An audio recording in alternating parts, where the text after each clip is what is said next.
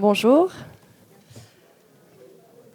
Merci d'être présent pour le sujet de la dépendance, qui est un sujet assez important, même très important, d'autant plus que le système est assez défaillant pour la prise en charge des personnes âgées dépendantes et les conditions de travail des professionnels à domicile et en institution, c'est aussi très compliqué. Donc, moi, je m'appelle Alexia Lafort, je suis psychologue spécialisée en gérontologie. Je participe à la construction programmatique de la France Insoumise aux questions de dépendance et de vieillissement. Et aujourd'hui, du coup, on va avoir 3 interventions avec nos 2 députés, François Ruffin et Caroline Fiat, qui sont très investis sur ces questions aussi. Et Jérôme Évin, qui est, entre autres, directeur retraité d'EHPAD, public, et qui participe aussi à la construction programmatique sur ces questions-là. Donc, bonne conférence à toutes et tous, et je vais laisser commencer Jérôme. Bonjour à tous. Donc, simplement, effectivement, je suis directeur d'EHPAD public retraité, mais également, donc, je vais sans doute évoquer avec vous un certain nombre de choses d'une petite vallée qui s'appelle la vallée de la Vésubie, où je travaille également en tant que bénévole dans une association qui s'appelle l'ADMR Vésubie sur le maintien à domicile, et on évoquera ce qui est en train de se passer au niveau donc de ce bénévolat du maintien à domicile. Je suis membre également du conseil de surveillance des hôpitaux de la Vésubie. Je travaille bien sûr au sein du groupe Nouvel Âge. Et puis notamment militant France Insoumise donc dans les Alpes-Maritimes et dans cette vallée de la Vésubie où effectivement c'est une vallée où on a donc des forces qui essayent de résister à ce qui peut s'y passer. Alors simplement donc au préalable 2 petites choses. En 2015, la France consacrait 1,7% de son produit intérieur brut à la dépendance. Il faut savoir que les pays de l'OCDE, de leur côté, en consacraient 1,8%, que les Pays-Bas, c'est 3,7% et la Suède, 3,2% par exemple. C'est pour vous donner, si vous voulez, de ce que ça peut concerner.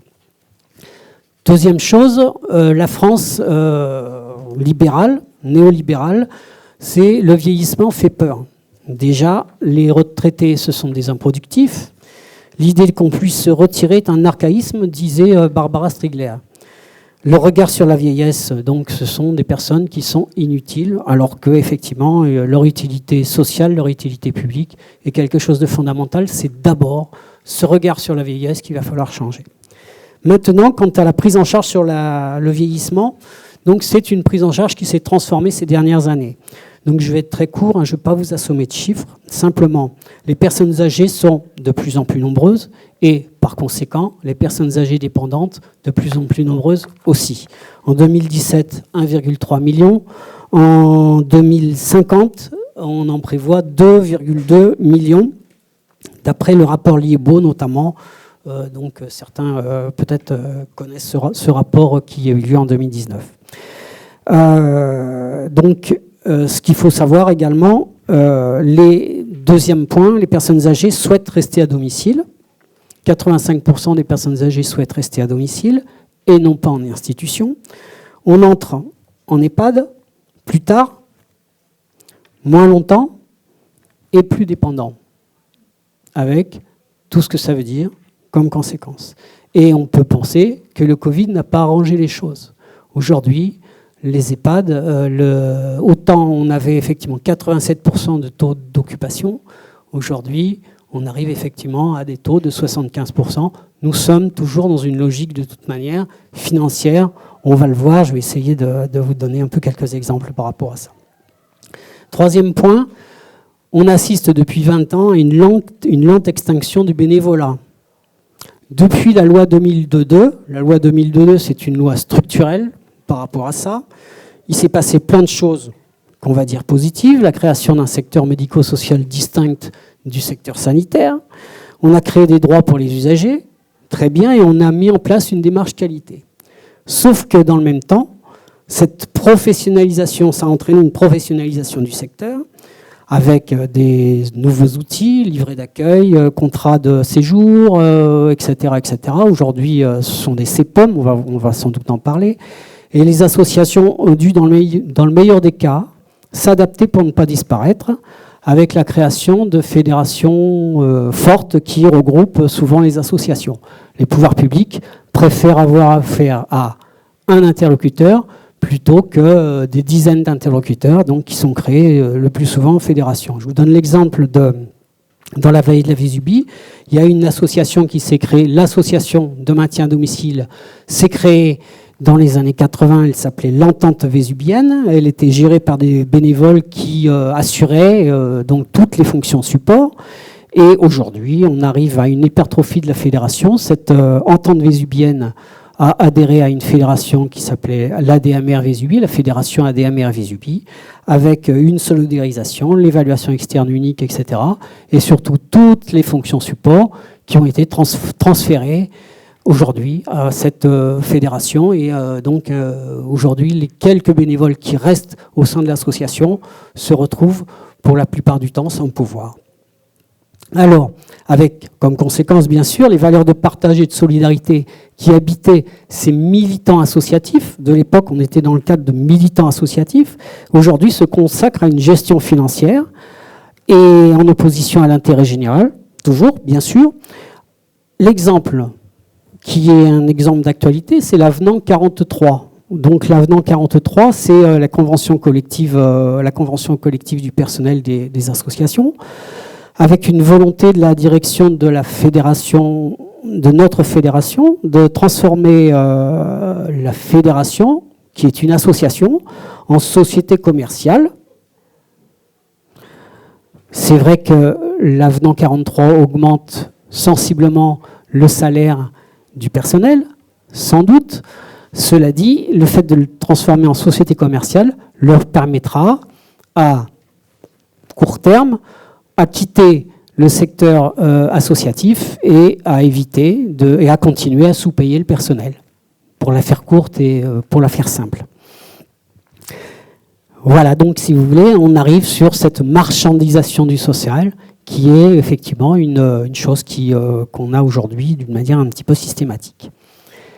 Individualisation de la prise en charge, c'est une des dernières choses qu'on peut souligner qui s'est passée dans ces 20 dernières années. Avec au début du siècle, il y avait le choix entre le domicile et l'EHPAD. Aujourd'hui, le choix s'est multiplié avec les résidences autonomie, les UHR, les habitats inclusifs, etc. Toutes ces solutions, avec également des expérimentations, SPASAD, EHPAD hors des murs, etc., etc. C'est vrai que tout ça se fait, quand on arrive à ces expérimentations, on est sur donc des appels à projets, et plutôt que de solliciter l'intérêt général, on arrive effectivement à des effets d'aubaine pour effectivement essayer de combler financièrement les caisses d'un EHPAD, etc., etc., et non pas sur l'intérêt général qui doit nous habiter. Alors, on a un certain nombre de lois récentes qui n'offrent toujours aucun moyen à ce secteur. Je passe effectivement sur la loi, la loi ASV, accompagnement de la société au vieillissement, mais plus sur la loi donc, qui a effectivement transformé les conventions tripartites en CPOM, mais plus sur la loi donc, de la modernisation du système de santé de 2016. Cette modernisation du système de santé entraîne le passage d'une logique d'établissement à une logique de parcours, qui en soi est une excellente chose. Donc c'est quelque chose qui occupe aussi bien le secteur sanitaire que le secteur médico-social. On arrive donc, avec ce passage de la logique d'établissement à la logique de parcours, à une prise en charge globale et non plus seulement par secteur. Et donc, on arrive par exemple avec des expérimentations comme les EHPAD plateformes. Donc, c'était notamment issu du rapport Iborra-Fiat de 2018. Et aujourd'hui, tout le monde parle de ce genre de choses. Autre loi, la loi de transformation de la fonction publique. Là, c'est 2019, mise en place des lignes directrices de gestion, planification des promotions, en fait. Là, on est dans le secteur public. Donc, ce qui fait dire que pour un service public de la dépendance, c'est une condition complètement nécessaire, mais qui n'est pas suffisante. Encore faut-il que ce service public s'intègre dans l'intérêt général et quitte cette logique financière qui nous occupe aujourd'hui. Donc l'exemple de cette logique financière, je vous donne un exemple dans un département voisin. Donc prochainement, signature d'un CEPOM pour un EHPAD. La consigne de la direction, c'est interdire l'accueil des résidents de GIR 1 et 2, c'est-à-dire les résidents les plus dépendants, seulement l'accueil des résidents des GIR 1 et 2 et pas les autres. C'est-à-dire que dans ce cas-là, on aura une dotation plus élevée, etc. On est tout sauf dans le cadre de l'intérêt général. Donc ça, c'est quelque chose qui est systématique. Il faut le dire, que c'est quelque chose qui est systématique aujourd'hui. Donc j'évoquais la loi de transformation de la fonction publique avec la mise en place des lignes directrices de gestion qui, en fait, entraîne une planification des promotions sur 5 ans. Plus de CAP, en tout cas, le rôle des CAP, des commissions administratives paritaires, deviennent très, très marginal, avec une logique de mérite par rapport à une logique, de la logique du mérite, on passe à une logique de coût. C'est-à-dire que les établissements trouveront les moyens de réduire les coûts d'une manière obligatoire, avec toute une différence également entre les établissements. Dans la fonction publique, en principe, il y a un système d'égalité, et ici, ce sera donc une différence entre les établissements, et surtout un contrôle de l'évolution de la masse salariale. On se retrouve un peu dans la logique des contrats de Cahors qu'on a pu avoir dans les collectivités territoriales. Enfin, dernier point, c'est le 5e risque, donc mis en place dans le cadre de la loi de finances de 2021, qui a vu le jour en 2020, géré par la CNSA, donc non paritaire, financé par la CSG, aujourd'hui donc financé par la CSG, et on sait que le montant qui est attribué pour la CSG pour le 5e risque est insuffisant, et probablement alignement de la CSG retraitée sur les actifs. En d'autres termes, ce seront les retraités qui paieront le 5e risque. Nous, bien sûr, on veut une gestion directe par la sécurité sociale de ce 5e risque et non pas ce type de système. Enfin, pour conclure, rentrée 2021, ce sera la loi Grand Âge et Autonomie, maintes fois reportée. On y arrive avec un certain nombre de craintes, notamment sur le financement des EHPAD, et aussi sur le devenir des EHPAD publics. Que deviendront les EHPAD publics dans cette condition-là? L'intérêt général, que deviennent-ils? On s'interroge notamment sur l'obligation, enfin on entend dire que les EHPAD pourraient se retrouver obligés d'adhérer à des GHT, etc. Voilà globalement ce qu'on peut dire par rapport à ça. Merci. Merci Jérôme.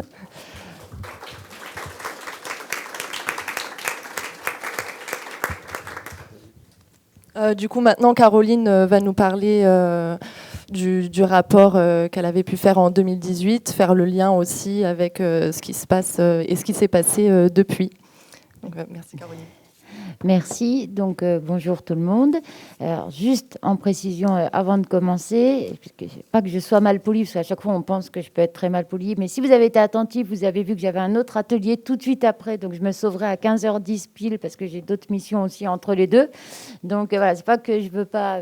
Je suis pas mal polie, mais je m'en irai à 15h10 tout pile. Voilà, ça c'est dit.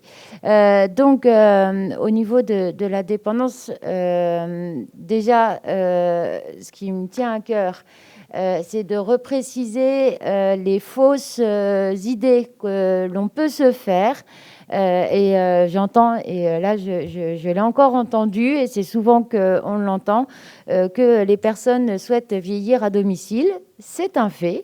Mais là, si je vous demande si vous préférez manger chez vous, faire à manger, faire la vaisselle, faire le repas pour tout le monde ce soir, ou si vous préférez que je vous invite tous dans un super restaurant, je pense que vous allez tous me répondre que vous préférez tous aller dans un super restaurant.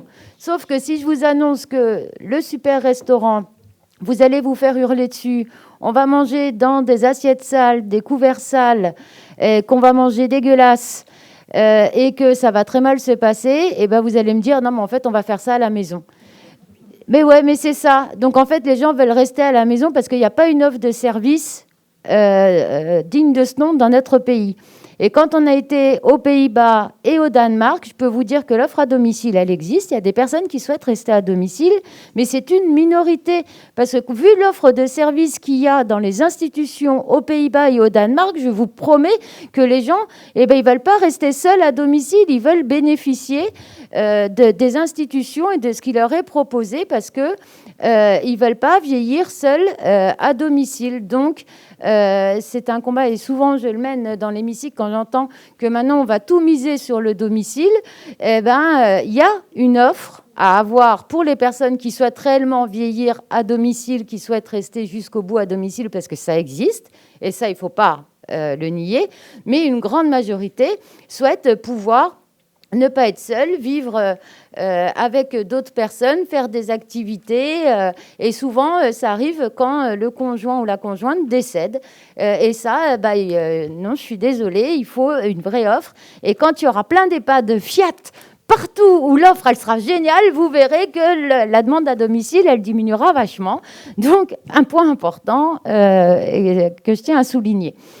Concernant la maltraitance institutionnelle, et ça je vais le repréciser parce que c'est régulièrement, que ce soit dans l'hémicycle ou ailleurs, qu'on me reproche de parler de maltraitance institutionnelle. Et il y a même une fois un député qui m'a interdit de parler de maltraitance institutionnelle. C'était pas joli pour les soignants, donc je lui ai rappelé que, vu que je l'avais pratiqué, je disais encore bien ce que je voulais. On n'a pas les soignants à rougir de cette maltraitance institutionnelle. J'avais dit à Agnès Buzyn à l'époque que c'était même plus de la maltraitance institutionnelle, parce que depuis la remise du rapport Fiat-Ibora, et que ce rapport étant sur son bureau, elle était au courant, c'était de la maltraitance gouvernementale, parce qu'à un moment donné, quand le gouvernement est au courant et qu'on lui a amené les solutions sur son bureau, non, c'est plus la maltraitance institutionnelle, c'est la maltraitance a lieu, mais on ne sait pas pourquoi elle a lieu. C'est institutionnel, il y a une maltraitance, mais on ne sait pas le pourquoi du comment. Sauf que là, on le sait. Donc maintenant, c'est de la maltraitance gouvernementale Macron. Donc les soignants n'ont pas à être honteux de tout ça. Ils subissent. Donc moi, je continuerai à le dire haut et fort. Le rapport, je ne vais pas vous en parler, parce que chaque année aux amphis, je parle du rapport. Donc vous le connaissez tous par cœur maintenant. Mais il y a eu la crise Covid. Et vous avez tous entendu Édouard Philippe, qui, quand même, avec une certaine morgue, est arrivé devant les micros, devant l'hécatombe des EHPAD, en disant « on ne pouvait pas deviner ». Ah bon ? Il n'y a pas eu des rapports de rendu en disant que déjà, en conditions normales, on ne pouvait pas s'occuper des résidents. Mais évidemment qu'avec une pandémie, ça allait être terrible. Mais le pire de tout, c'est d'entendre Édouard Philippe dire « on ne pouvait pas deviner ». Mais ah bon, mais chaque année, quand il y a des gastro et des grippes, qu'est-ce qui se passe dans nos EHPAD ? Qu'est-ce qui se passe même à domicile ? Mais on ne peut pas s'en occuper. Donc il y a des décès chaque année. Il ne fallait pas attendre la Covid pour que ça arrive. Chaque année, il y a des décès parce qu'on ne peut pas s'en occuper. Il y avait quand même eu, c'était en 2016, oui, je crois que c'était 2016, un Corrillan où il y a eu plein de décès de grippe parce qu'il n'y avait pas de masque. C'était pas la Covid. Et on l'avait déjà vécu, tout ça. Donc, ils découvrent et ils ne savent pas.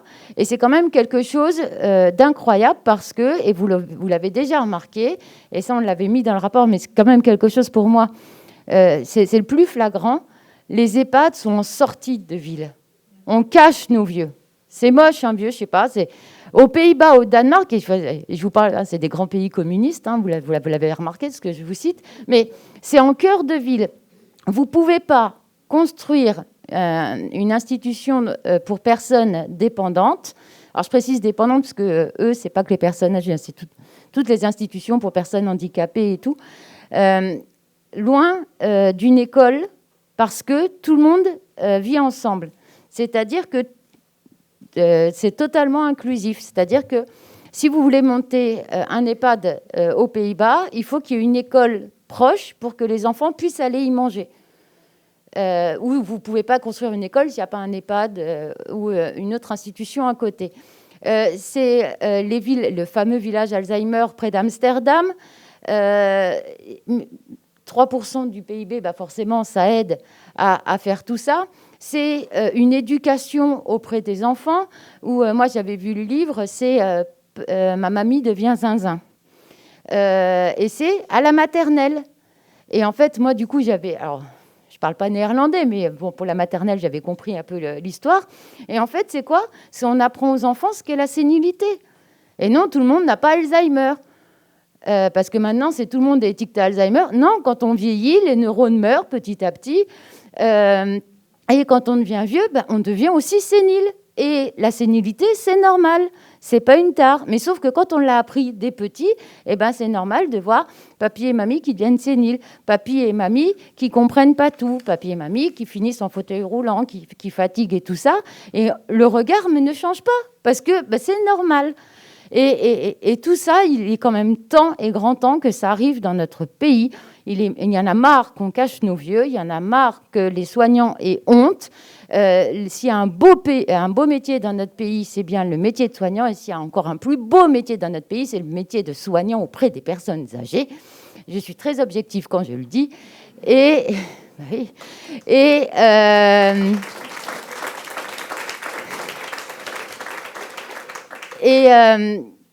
S'il y a quelque chose de formidable, ce sont les personnes âgées. Parce qu'on peut lire beaucoup de livres, on peut regarder beaucoup de documentaires. L'histoire de vie, c'est bien la chose la plus importante. Et qui nous l'apporte? Eh ben, ce sont les personnes âgées. Moi, toutes les histoires de guerre que je raconte, eh ben, c'est les personnes âgées qui me racontaient. Bon, moi, je viens du Grand Est, hein, donc forcément... mais c'est les recettes, c'est les grands-mères, les grands-pères et tout ça. On en a tous besoin. Maintenant, les familles, on est toutes éparpillées partout. Et ben, c'est bien aussi, par volontariat, par bénévolat, tout ça, de participer à la vie, parce que si nous, on peut apporter aux personnes âgées, elles nous apportent beaucoup plus que nous, on leur apporte. Et la dépendance, non, ce n'est pas une personne... au fond d'un lit qui bouge pas ou je sais pas quoi. Non, c'est pas vrai, c'est pas ça. C'est des échanges, c'est des regards, c'est plein de belles choses et ça mérite largement de mettre les moyens, parce que je rappelle que si aujourd'hui on a l'informatique, on a un beau pays et que la France est la 6e puissance mondiale, c'est bien parce que ces personnes âgées, avant que nous soyons arrivés, ont fait grandir notre pays. Et j'ai terminé.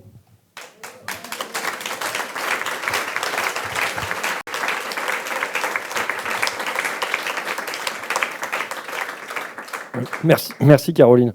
Quand je vois le titre « Service public de la dépendance », c'est une expression que j'ai utilisée. Et je pense à Cynthia Fleury, que j'ai interrogée pour mon rapport, et qui disait qu'au fond, on était tous dépendants, mais que les puissants avaient une capacité à masquer leur dépendance. Je veux dire, moi, très clairement, je vais dire juste ce qui s'est passé juste avant. J'ai Mélanie, ma chef de cabinet, qui allait me chercher ma barquette de riz pour que je la mange vite fait à l'espace des luttes. Je suis un assisté du matin au soir. Mais c'est vrai. Peut-être pas de la même manière dans ma vie privée, mais encore. Je veux dire, heureusement que j'ai ma mère avec ma garde alternée et ainsi de suite. Donc, je pense que mettre en lumière pour montrer... Bah, Mélanie, tu veux me dire quelque chose? Non, d'accord.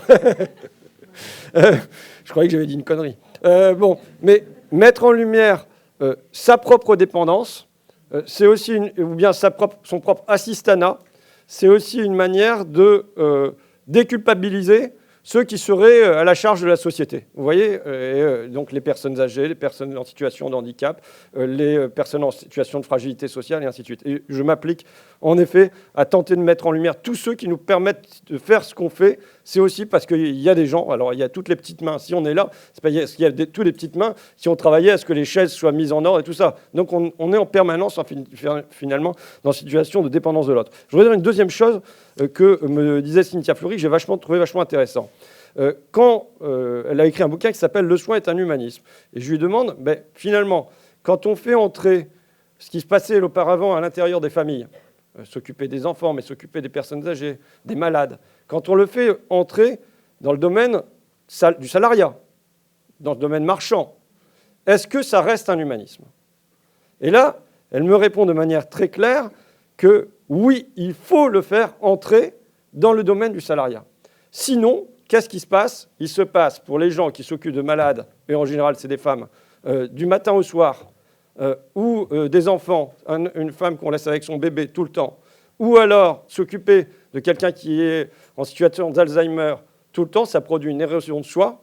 Et elle me montrait les cas d'hystérie qui étaient phénoménaux au XIXe siècle, parce qu'on demandait à la femme de se concentrer strictement sur ça. Donc elle dit, ne serait-ce que pour des raisons cliniques, il est nécessaire de faire ce qu'elle appelle politiser le soin. C'est-à-dire faire sortir le soin du strict espace privé. Ça ne veut pas dire qu'il faut abolir les relations filiales, parentales et ainsi de suite. On continue. Mais ne pas tout faire reposer sur cette solidarité privée, mais en faire reposer des bons morceaux sur une solidarité publique. Moi, je viens vous dire que je pense que la société est mûre pour un grand projet et un grand progrès. Quelle est la situation des auxiliaires de vie que vous avez évoquée dans le Vésubie, c'est ça? Vésubie, excusez-moi, je ne connais pas. Mais... D'accord, ok. Donc, vous me direz si ça se passe comme ça dans votre association aussi, mais c'est des horaires à trous, puisque il faut se lever tôt le matin pour ouvrir les volets, fournir à manger, sortir la personne âgée du lit éventuellement. Et puis ensuite, on fait ça pour 2 ou 3 personnes. Il y a un grand trou, éventuellement on revient le midi pour réchauffer un repas, et il y a un grand trou et on revient le soir. Ça veut dire une amplitude horaire énorme de 8h du matin à 8h du soir. Et pourtant, comme il y a des trous à l'intérieur de ça, à la fin, des salaires qui, majoritairement, sont sous le SMIC et sont en vérité sous le seuil de pauvreté. Voilà la situation, alors qu'on considère que c'est un métier essentiel, voilà les situations dans lesquelles on se trouve, et avec une large acceptation sociale de ça. Je voulais dire que c'est un fait politique, ça veut dire qu'il a une histoire et que ça n'est pas naturel. Qu'est-ce que c'est? Alors c'est l'héritage au XIXe siècle des congrégations religieuses qui opéraient un peu ce travail. Ça se structure un petit peu de briques et de broc dans l'après-guerre, et notamment à partir du rapport Larocque de 1962, par des associations, des militants qui veulent porter ça. On a un moment d'éclaircie. C'est 2002. 2002, il y a 3 choses qui entrent en œuvre. Il y a un diplôme d'AVS qui se met en place, il y a un accord de branche qui relève les salaires, et il y a la mise en place de l'aide personnalisée à l'autonomie, l'APA, qui fait que la conjonction des 3, on se dit « Ah, on va avoir un métier qui va enfin se structurer ». Et 3 ans après, arrive le plan Borloo en 2005, qui met tout ça à bas, qui, à la place de structurer, de donner de l'argent pour structurer les associations, pour structurer cet univers-là, passe par le crédit d'impôt et dit en gros, les riches créent des emplois, qu'importe que ce soit des emplois utiles qui répondent à des besoins ou juste que ce soit d'aller sortir le chien, mais on va vous faire du dégrèvement d'impôts pour ça. Et il y a une bascule là de la dépense publique du côté de l'aide, de la subvention, de l'aide à ces métiers vers le crédit d'impôt. Aujourd'hui, massivement dans ce secteur-là, c'est le crédit d'impôt qui est la principale dépense sur ce secteur-là. C'est une très grosse dépense. Ça veut dire que demain, si jamais on veut fonctionner autrement, on a là une manne qui est disponible. La manne du crédit d'impôt, dont on demanderait à ce qu'il soit réorienté, non pas en fonction de ceux qui ont les moyens d'avoir du crédit d'impôt, mais en fonction des besoins et des besoins de la population. Pourquoi c'est accepté que ces femmes, parce que c'est à 87%, il me semble, un métier occupé par des femmes. D'abord parce que ce sont des femmes. C'est accepté. C'est-à-dire qu'il y a une espèce de tradition qui fait que finalement, elles s'occupaient des enfants, elles s'occupaient des malades, elles s'occupaient des personnes âgées à domicile pendant des siècles. Maintenant, elles sont un petit peu payées à faire le boulot à l'extérieur, elles ne vont pas en plus nous emmerder. C'est ça l'inconscient de la société. Et c'est évidemment de cet inconscient dont il faut sortir. Je pense qu'il y a une deuxième raison, c'est que c'est un métier populaire.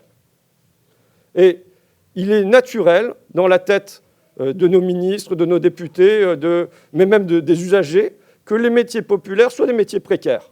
C'est devenu une nouvelle norme. Et je veux dire, par exemple, la haine contre les cheminots, moi je la traduis par le fait que c'est un métier populaire qui a réussi à sortir de la précarité, et même à se structurer, et à avoir des salaires qui sont des salaires normaux. Et ça, c'est insupportable pour les surdiplômés, pour ceux qui sont passés par les bonnes écoles et tout ça, de voir que des métiers populaires peuvent être des métiers correctement organisés et correctement payés. Donc c'est la deuxième raison. Je pense qu'il y a une troisième raison, qui est la décentralisation. C'est-à-dire qu'on va avoir 100 politiques pour 100 départements.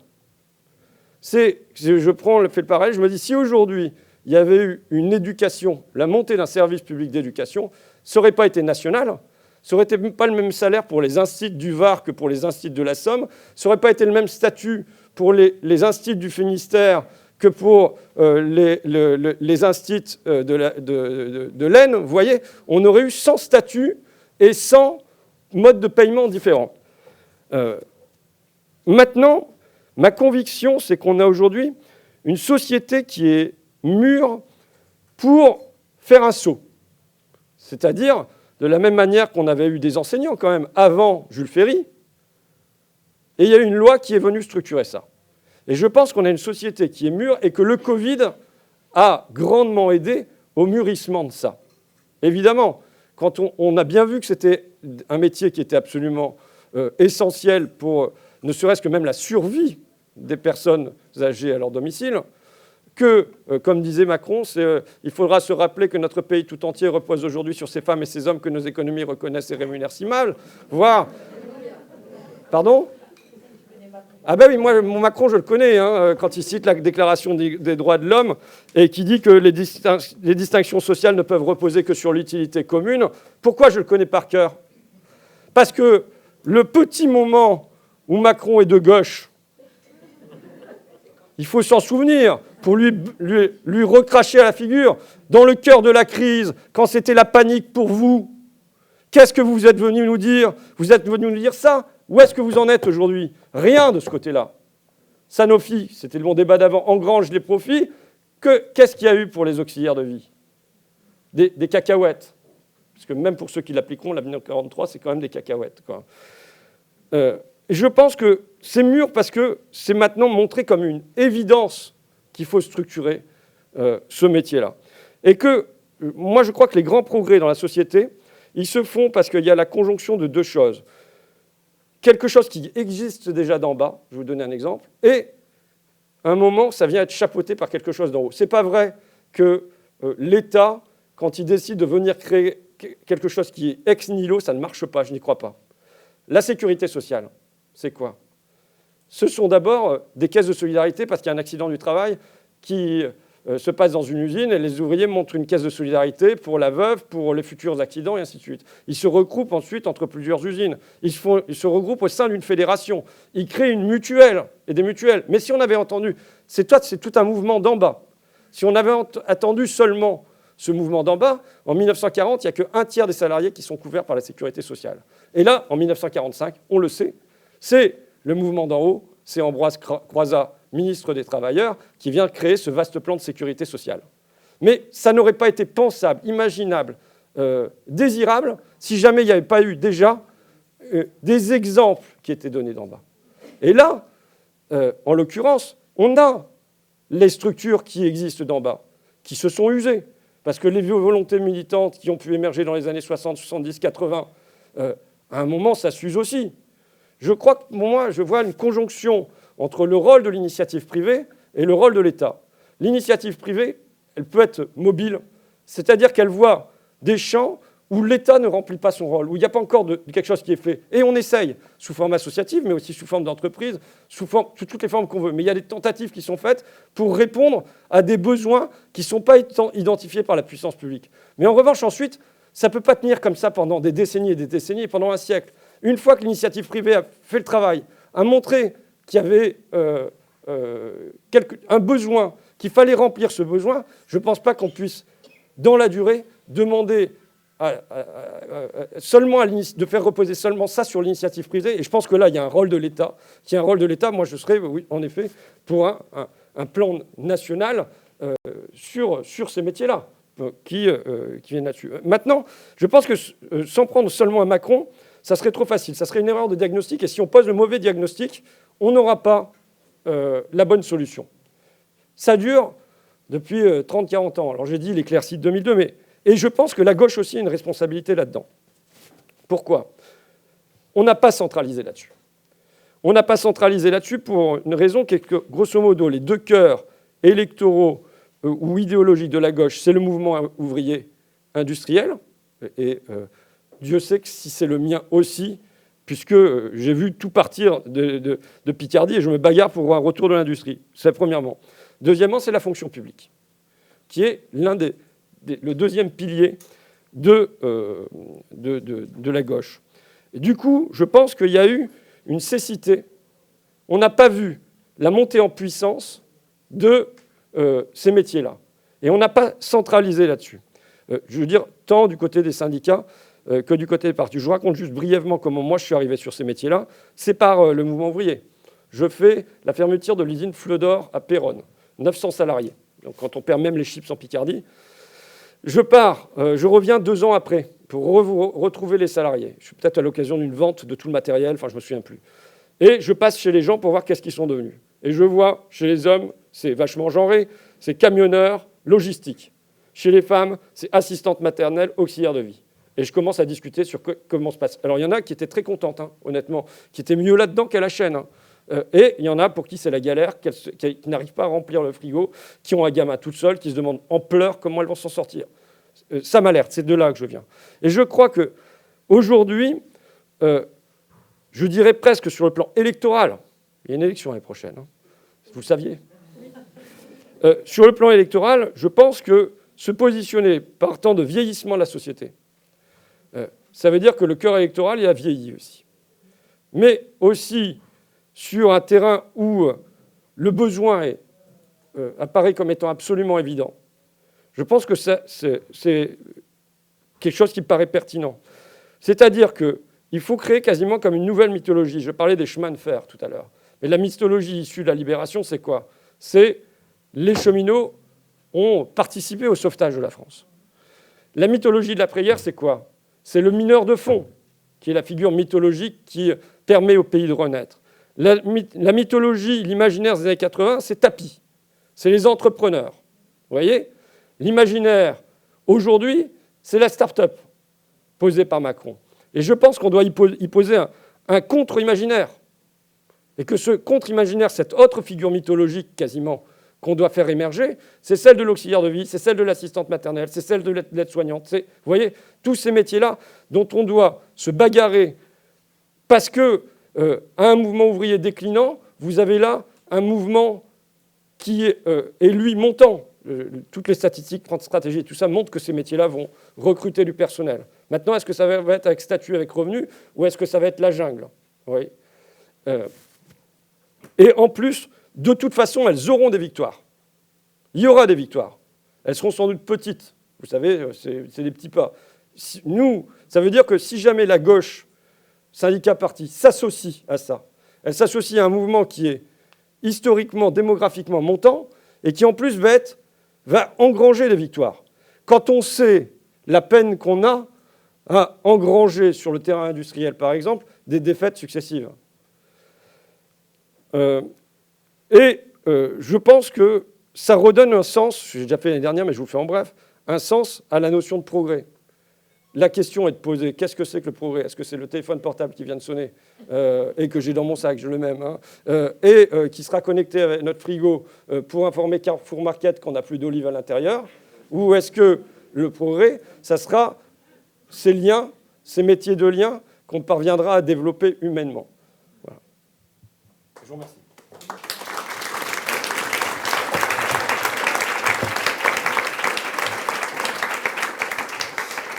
Merci pour vos interventions. Du coup, on va passer aux questions. Donc, je vais vous faire passer le micro. On va en prendre quelques-unes. Je vous laisse noter. Oui, je voudrais revenir sur ce qu'a dit Caroline sur justement la volonté de vivre en EHPAD ou en EHPA si c'était de qualité. Ce qui est contraire à ce que j'ai entendu hier, justement, au contraire sur la désinstitutionnalité des personnes handicapées. Donc on veut sortir les personnes handicapées des institutions, mais si elles étaient de qualité, peut-être et être très adaptées à le handicap et pas envoyer les autistes en Belgique, peut-être que les institutions marcheraient aussi très bien. Et effectivement, rester au domicile les personnes âgées, c'est peut-être pas uniquement pour le manque de qualité de vie, solitude, etc. Mais c'est toute la gestion de la vie au domicile. Les foyers logements, anciennement foyers logements, les résidences autonomie aujourd'hui, sont quand même construites en centre-ville, avec du lien social tout autour. Et les personnes s'y souviennent très bien. L'EHPAD serait à côté, comme dans les pays plus nordiques. Effectivement, on pourrait être en EHPAD, être chez soi, mais multiplier les solutions, chacun trouvant la sienne, avoir le choix réel et le choix financièrement, parce que les EHPAD, c'est hors de prix. Donc il faut s'éloigner de son réseau social. En région parisienne, n'en parlons pas. Il faut partir dans le fin fond, là où on ne connaît plus personne, une rupture totale. Et là, c'est compliqué quand même. Donc moi, je ne suis pas forcément pour tout institutionnaliser non plus, mais laisser vraiment beaucoup de choix. Et puis la solidarité, les métiers féminins, on parle de solidarité familiale, et notre système de solidarité est d'abord de la solidarité familiale. On voit bien l'allocation adulte handicapé qui est conditionnée au revenu du conjoint, c'est la solidarité familiale. Même pas que familiale, parce qu'un concubin, ça compte, même si 2 ans après, vous n'avez plus le même, enfin bon, peu importe, c'est la solidarité familiale. On est là-dessus. Et il faut sortir de cette solidarité familiale, parce qu'en vérité, elle n'existe pas. C'est la solidarité féminine, comme tu disais, François. Donc, c'est d'abord les femmes, la solidarité au sein des familles. Donc, voilà. C'est des petites remarques. Je n'ai pas une question particulière. Merci.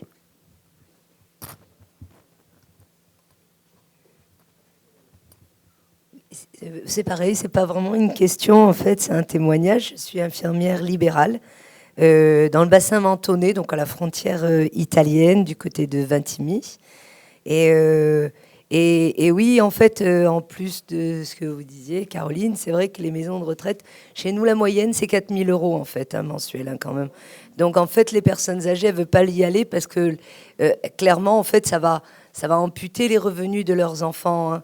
Donc, il y a de ça, mais aussi, on a beaucoup éloigné ces structures des centres-villes. Hein, c'est toujours, en fait, quelque part, c'est toujours pour créer à la place un nouveau centre de prise en charge, de rééducation. Nous, c'est très transfrontalier et tout, avec plein d'appellations comme ça qui font très, très classe. Ensuite, je voulais rebondir aussi sur les auxiliaires de vie. Nous, les Alpes-Maritimes, on est quand même un laboratoire de l'ultralibéralisme, mais poussé à son paroxysme. Alors, on a certaines choses comme ça qui nous tombent sur le coin du nez. Et quand on a des gens qui viennent d'ailleurs, leurs témoignages sont édifiants parce que on a des salaires qui sont vachement plus bas que partout ailleurs en France. Moi, j'ai une petite Émilie qui est auxiliaire de vie. Elle arrive du Luberon, elle faisait 1 600 € pour 28 heures de travail. Nous, on est à 28 heures de travail dans les Alpes-Maritimes. On est plutôt dans les environs de 900 balles. Hein. On est presque à la moitié quand même. On a un salaire qui est extrêmement bas, avec un salaire qui peut varier en fonction en fait de la variation de vos clients, patients. En fait, je sais pas comment les appeler, usagers. En fait, on peut pas parce qu'il y a que les entreprises privées à l'heure actuelle qui ont la main mise sur ce marché-là. Donc, en fait, quand elles ont un client, entre guillemets, qui décède, le salaire peut tomber à 400 €. Donc, il y a vraiment des fluctuations de salaire qui sont bah voilà, c'est comme ça, il faut vivre avec une moyenne de loyer en 3 pièces à 1 200 €. Donc bah, c'est classe. Voilà, comment faire en fait pour précariser les précaires encore. Et en fait, il y a quand même une solution qui est assez sympa, qui est celle des CESU, les chèques emploi-service. Et chèques emploi-service, en fait, ils sont sous-utilisés dans le sens où on a ces associations qui phagocytent tout, qui se font énormément de pognon. Le chèque emploi-service, c'est à hauteur de 25 € de l'heure. Voilà. Et la personne qui est employée peut solliciter 15 €, peut solliciter... Bon, voilà. Mais le Conseil général donne 25 € de l'heure. Donc, ça peut faire moins pour que... Voilà. Et bref, en fait, et les nanas, en fait, à une époque, les chèques emploi-service, c'était vraiment monnaie courante. Les associations ne fleurissaient pas trop dans notre coin. Manque de locaux, cherté des locaux. Ils n'arrivaient pas trop à s'implanter. Là, à l'heure actuelle, elles fleurissent au gré, en fait, des limitations de la loi qui tombent, en fait. Hein.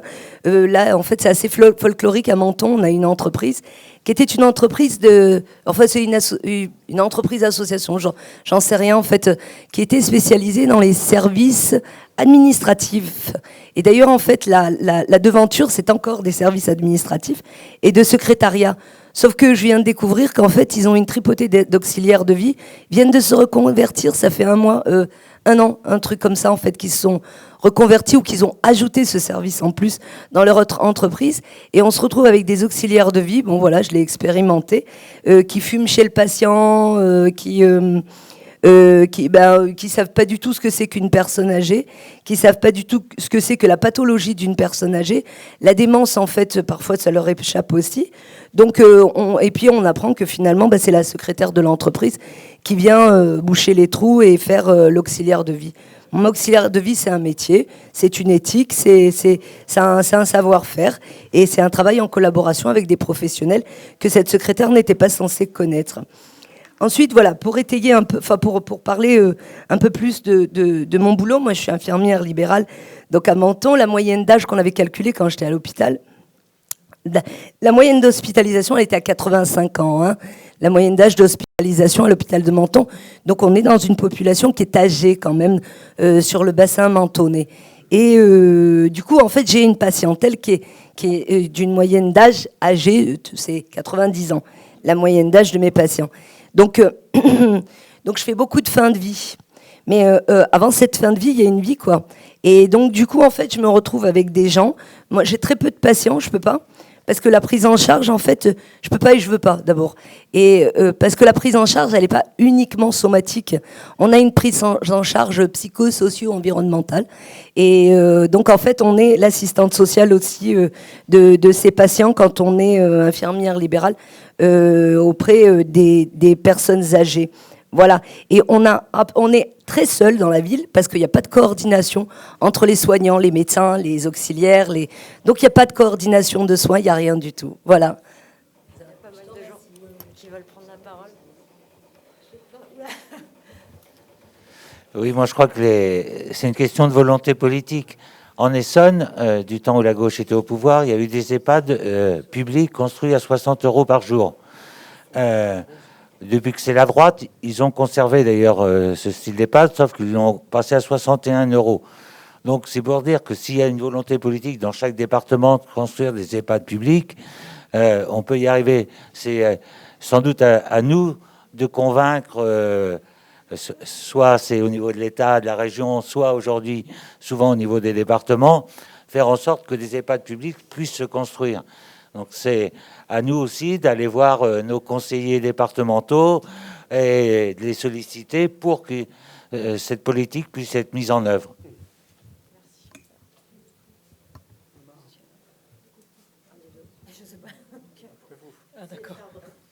Bien, bonjour. Moi, je me posais une question sur l'animation en maison de retraite, parce que donc ma propre mère est en maison de retraite depuis 4 ans. Donc là, je fais un petit peu de bénévolat, atelier de conversation et d'écriture qui marche très très bien. Souvent, on a 10 personnes autour de la table et les dames se font belles, elles ont des petites étincelles dans les yeux parce que c'est vrai qu'elles sont très contentes de discuter, d'échanger. Et donc moi, la question que je me posais, est-ce qu'on ne pourrait pas imaginer un partenariat avec le service civique, par exemple, imaginer que des jeunes gens puissent se former à ce type d'animation et rajoutent un petit peu de vie dans ces établissements qui en manquent assez souvent, je trouve. Parce que quand on arrive dans le hall, c'est pas vraiment très, très joyeux.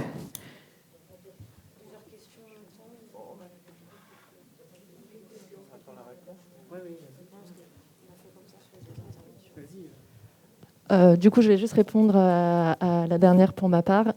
En EHPAD aussi, c'est simplement qu'une animatrice pour une cinquantaine de résidents, c'est pas possible. Il y a aussi l'ARS qui fait des appels à projets, mais qui ne sont pas pérennisés, en fait. Donc, des fois, on a des intervenants et juste à durée limitée. Donc, on peut aussi augmenter, on pense souvent aux soins, aux soignants, mais il y a toute la partie animation, vie sociale, soins psychologiques, et aussi des partenariats avec la ville, en fait, faire venir les enfants dans les écoles, les associations de la ville, tout ça, ça peut faire vivre l'EHPAD aussi. Ouais. Une animatrice pour 84 résidents, et quand je suis au CVS, je dis est-ce qu'on ne pourrait pas budgéter un autre poste? On me dit ah non, c'est pas possible. C'est bien le problème. Oui. C'est une maison de retraite privée, parce que j'avais pas de place dans le public, j'ai pas trop de choses. Oui, c'est pareil, public aussi, mais c'est le problème à l'heure actuelle où on n'a pas les moyens, on ne nous donne pas les moyens de... Ouais.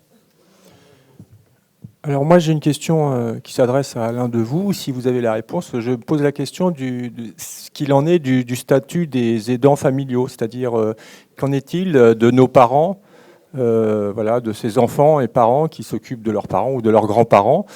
Je pense en particulier à des situations en Outre-mer, à la Martinique ou à la Guadeloupe, qui sont des départements, je crois, qui sont parmi les départements les plus vieillissants et où la tradition est plutôt de garder ses parents ou grands-parents à la maison. Et on se retrouve avec des personnes, hommes ou femmes, mais souvent c'est des femmes, qui à plein temps s'occupent de leurs parents alors qu'ils ne sont pas forcément aidés, pas forcément, il n'y a pas de statut. Ils sont parfois contraints d'abandonner leur travail. Est-ce qu'il existe quelque chose ou est-ce qu'il n'y aurait pas un statut à créer, à imaginer pour reconnaître cette aide qui est réelle et utile, je pense.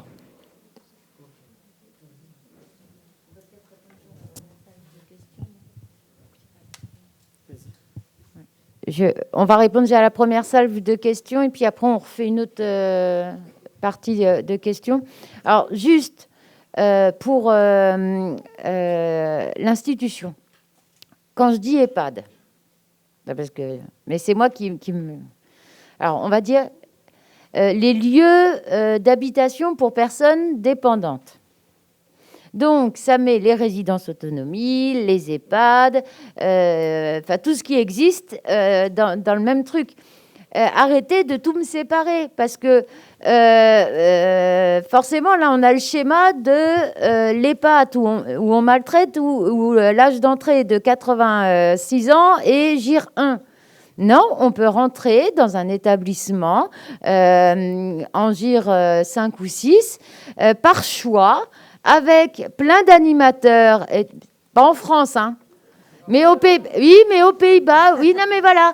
Mais si on mettait les moyens, alors il faut déjà imaginer les EHPAD Fiat, quand on pourra, et par rapport à l'institutionnel, le côté personnes souffrant de handicap, elles vieillissent.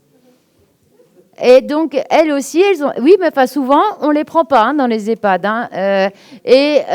Moi, j'ai souvenir des personnes souffrant de trisomie qui, elles, ont besoin de rentrer en institution avant 60 ans. C'est le parcours du combattant pour trouver un lieu qui veut bien vous prendre, parce que normalement, vous devez être dans la case là, mais il faudrait vous mettre dans la case là. Enfin, c'est un bazar sans nom. Donc, alors, voilà, ne visualisez pas les cases. Je veux aller en résidence autonomie plutôt que là où... Enfin, voilà. C'est vraiment des lieux de vie. Pas des lieux de j'attends la mort, des lieux de vie, où on vit, où on respire. C'est quand même quelque chose d'important. Et moi, je sais, parce qu'une fois, c'est une résidente, elle est arrivée dans l'EHPAD, et puis je lui dis, ça va? Elle me dit, oui, j'ai vu la porte par laquelle je sortirais les pieds devant. Je suis, oh, putain, ok.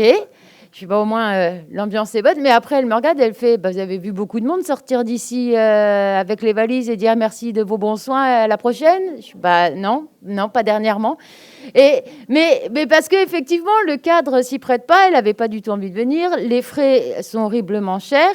Et moi, j'avais mis dans le rapport, et on le réclame régulièrement, pour naître en France, enfin, sauf dans certaines cliniques, mais ça c'est pareil, ça... Quand ce sera nous, ça n'existera plus. Mais logiquement, pour naître en France, dans les hôpitaux publics, c'est gratuit. Pourquoi? C'est l'avenir du pays, c'est les prochaines forces vives. Par contre, pour mourir en France, vous douillez. Alors, vous avez donné toute votre vie au pays, vous avez été la force active du pays, mais alors, vous serez bien gentil, vous payerez 4 000 balles par mois pour mourir, et en ce moment, pas de manière très digne. Non!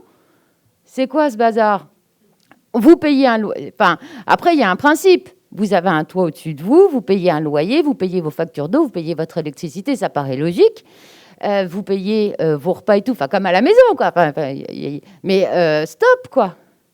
La sécurité sociale prend en charge les soins, mais pas 4 000 €.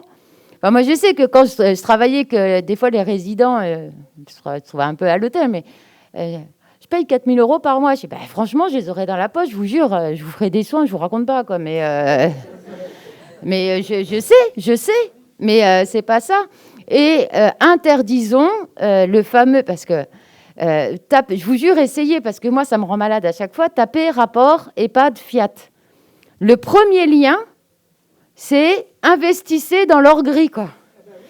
Je dénonce le truc dans le rapport, et le premier lien qui tombe sur Internet, c'est « Vous voulez vous faire de la thune, investissez dans les EHPAD privés ».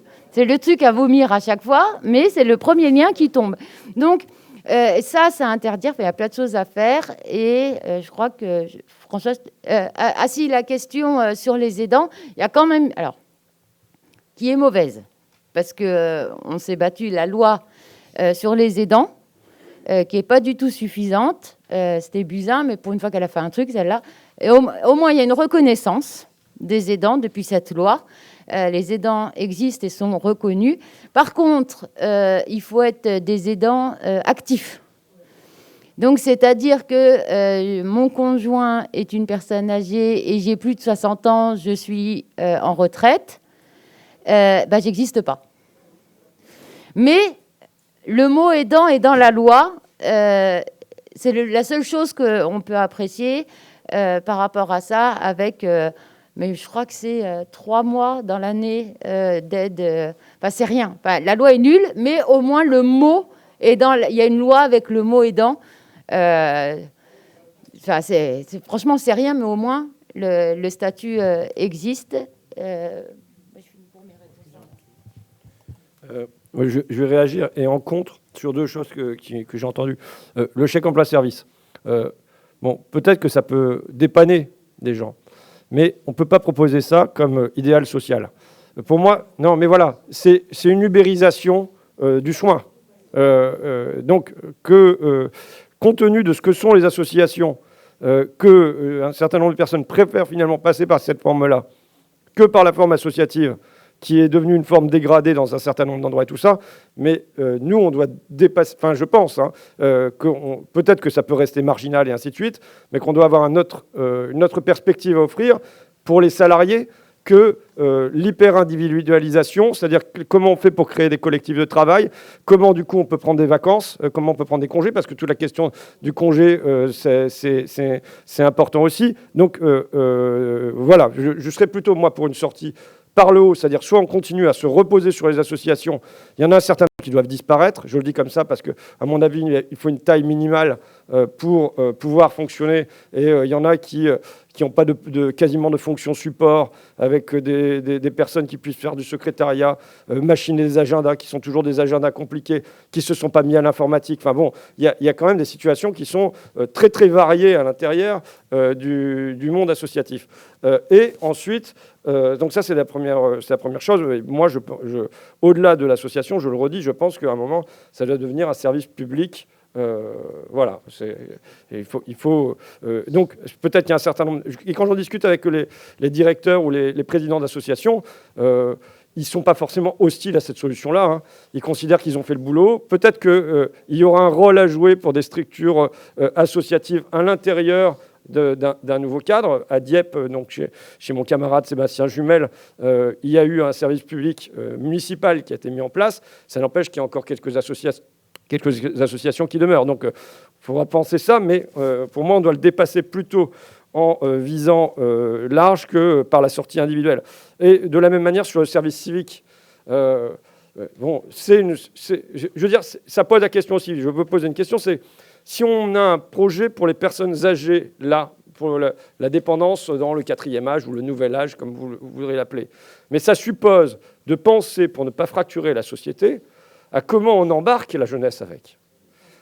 Que ça apparaisse pas comme le projet, je vais dire comme ça, mais pour les vieux d'une société vieillissante, pour des raisons électorales aussi, parce que les votes sont là, et ainsi de suite. Et donc, pour embarquer la jeunesse, moi je pense qu'il faut l'embarquer sur le volet salarié. Il faut dire, au fond, il va y avoir des centaines de milliers d'emplois qui vont se créer là-dedans. Aujourd'hui, c'est les femmes, mais on peut espérer que demain, ça soit plus également réparti en termes de genre, mais de toute façon, des classes populaires. Ce sont des métiers structurants qui seront là présents, payés correctement, avec des salaires corrects, qui vous permettront de mener une vie digne. Et je pense qu'on peut embarquer la société seulement si on tient les deux bouts. Si on montre que certes, c'est pour un vieillir dignement, mais c'est aussi pour vivre dignement de son travail. Vous voyez ? Et donc, c'est pour ça que je pense qu'il faut résister à une forme de dumping qui fait que, comme on n'a pas beaucoup d'argent là-dedans, on va aller chercher des contrats qui sont des contrats précaires pour la jeunesse, et comme si, naturellement, à bas coût, la jeunesse devait se mettre au service des personnes âgées dans des formes d'emploi dégradés, quoi.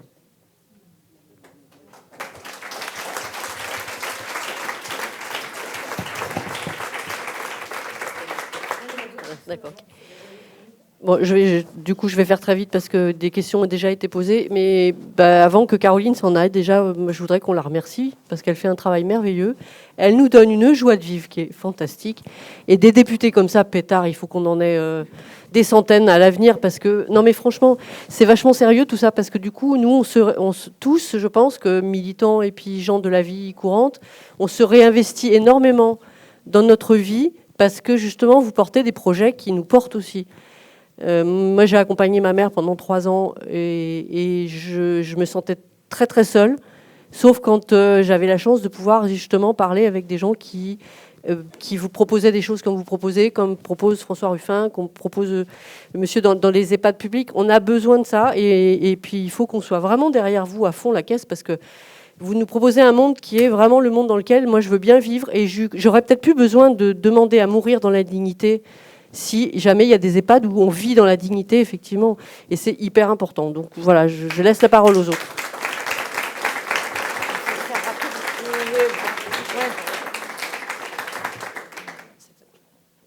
Il y a plein de mains qui se lèvent. Oui, c'était madame, effectivement. Pardon, je suis désolée. Bonjour. Alors, moi, je vais revenir sur les EHPAD. Mais avant, je voudrais quand même attirer l'attention, c'est qu'auxiliaire de vie, c'est un métier. Donc, il faut parler de la formation. Parce que dans mon département, par exemple, je suis dans l'Hérault, il y a quelque temps, c'est peut-être pas très à jour, mais je pense que ça perdure, on se disait, on paye beaucoup de RSA, donc on va mettre les gens au RSA auprès des personnes âgées, comme ça on récupérera d'un côté ce qu'on donne de l'autre. Bon, mais ça marche pas comme ça. Parce que des gens en difficulté, qui s'occupent des gens en difficulté, ça fonctionne pas. Bon, voilà, ça c'était une parenthèse. Ensuite, moi je reviens sur les EHPAD. Moi, ma mère est restée en EHPAD pendant 6 ans. Elle est rentrée sur ses 2 jambes, elle est ressortie elle est ressortie. Elle est affilée en fauteuil roulant. Mais moi, je faisais partie du CVS. Et c'était un EHPAD privé à 2500 € par mois. Et le CVS, j'étais potiche. Alors potiche qui pouvait parler, parce qu'ils ne m'ont pas enlevé la parole, mais potiche quand même. Donc je voudrais savoir dans votre projet quels sont les contre-pouvoirs efficaces et utiles que vous comptez mettre en place. Parce que sans contre-pouvoir, un EHPAD privé fait ce qu'il veut, le directeur fait ce qu'il veut. Il fait le compte-rendu, il fait tout, et puis il camoufle ce qu'il veut camoufler. Voilà. Donc c'est insupportable. Voilà. Oui, simplement, moi je vais dire un mot par rapport à ça, en sachant que le CVS au sein des EHPAD, qu'il soit public, privé ou tout ce que vous voulez, donc c'est un organisme consultatif, seulement consultatif. Je pense que quand il existe, parce que malheureusement, bien souvent, c'est un organisme qui ne se réunit pas du tout d'une manière régulière, etc. Donc ce qu'il faut savoir, c'est à un moment donné, c'est donner du pouvoir au CVS déjà, c'est-à-dire qu'ils deviennent un organisme décisionnel. Je pense que c'est déjà le premier pas. Le premier pas, qu'on puisse effectivement avoir un budget, la possibilité de demander pourquoi pas des postes et pourquoi pas intervenir auprès des autorités de tarification pour créer des postes. Ça, c'est vu. Des CVS qui interviennent auprès des autorités de tarification pour demander des postes et quelquefois, ce sont des choses qui marchent. Donc je pense qu'il y a des choses qui vont se passer comme ça.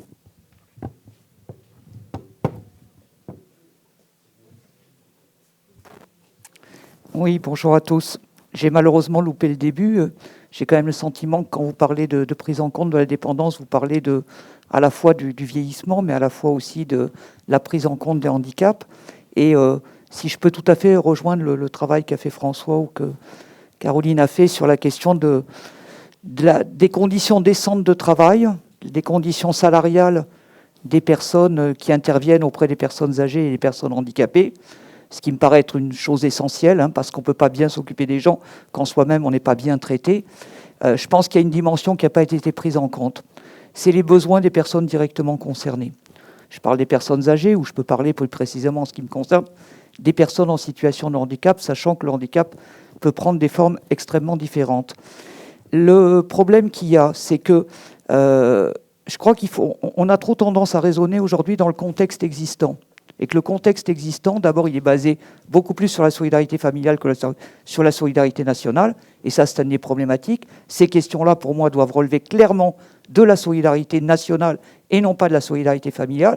C'est-à-dire qu'il s'agisse des aidants pour des personnes âgées ou pour des personnes handicapées, ces personnes doivent pouvoir mener une vie normale et garder les relations normales avec leurs conjoints, leurs enfants, leurs parents et autres. Et il y a la question de la prise en compte des besoins des personnes en situation de handicap. Mais la question va être la même pour les personnes âgées, parce que les générations évoluent et ceux qui ont accepté d'être mis dans des EHPAD, je ne suis pas sûr que tous dans nos générations vont accepter la même chose. La question, c'est comment est-ce qu'on prend en compte les besoins des personnes, qui sont des besoins, ce n'est pas une usine, c'est-à-dire qu'il n'y a pas de 8h à midi, on a besoin, et puis de 16h à 18h, parce que ça amène à de la maltraitance institutionnelle. Et puis il y a la question de l'institutionnalisation. Je viens de participer à l'audition de la France par le Comité des droits des personnes handicapées de l'ONU, qui a rappelé que les institutions, par nature, ça ne peut pas être bien traitant. Pourquoi ? Parce qu'on ne choisit pas avec qui on vit, parce qu'on ne choisit pas le lieu où on vit, on ne choisit pas à quelle heure on mange, on ne choisit pas à quelle heure on se couche. Et que je pense qu'il va falloir qu'on change de logiciel de pensée, et que ce n'est pas quelque chose d'habituel en France, parce qu'on a une tradition extrêmement forte, surtout par rapport à d'autres pays européens et même dans le monde, d'institutionnalisation. La question du maintien à domicile. Et il ne s'agit pas de confiner les gens à domicile, il ne s'agit pas de les isoler à domicile, parce qu'effectivement, sinon, c'est aussi maltraitant. Mais il y a la question du bâti, c'est-à-dire que tant qu'on continuera à construire des logements spécifiquement pour les personnes, sans prendre en compte leur vie sociale, sans prendre en compte le fait qu'on a besoin d'habiter dans des lieux accessibles, mais on a aussi besoin de pouvoir rendre visite aux amis, à la famille, dans des lieux accessibles. Donc il faut abolir la loi Elan, en tout cas l'article 64 de la loi Elan, et obliger à construire uniquement du logement accessible pour rattraper le retard qu'il y a dans ce pays, pour que les gens puissent choisir de rester chez eux. Parce que c'est pas en ayant une douche à l'italienne au 3e étage sans ascenseur, si on a le cul propre et qu'on ne peut pas sortir de chez soi, c'est un peu triste quand même. Donc il y a cette question-là. Et puis il y a la dimension de l'accompagnement. Et il faut distinguer l'accompagnement et le soin. Le soin, effectivement, c'est des soins, c'est des choses techniques. Mais la plupart du temps, en matière de vieillissement et en matière de personnes handicapées, c'est plus de l'accompagnement dont on a besoin que du soin. Et cet accompagnement, il doit pouvoir être souple et il doit être adapté à la personne. C'est-à-dire que ce qu'on peut supporter à l'hôpital, d'avoir un soignant qu'on ne connaît pas, qui change chaque jour, ok, on peut le supporter quelque temps. Mais au quotidien, on a besoin d'avoir des personnes que l'on connaît, des personnes qui nous connaissent, qui nous évitent de répéter chaque matin, moi, les spécificités de ma situation, c'est ça et ça et ça. Et on a besoin de gens qui puissent intervenir de manière souple. Et le problème du service public de l'aide à domicile, c'est que ça manque totalement de souplesse. Par contre, je pense qu'il faut, et quand on parle du CESU, le problème du CESU, c'est la grille salariale, c'est les congés payés, c'est la formation et c'est le lien. C'est-à-dire qu'effectivement, quelqu'un qui travaille auprès d'une personne à son domicile, elle a besoin effectivement de coordination.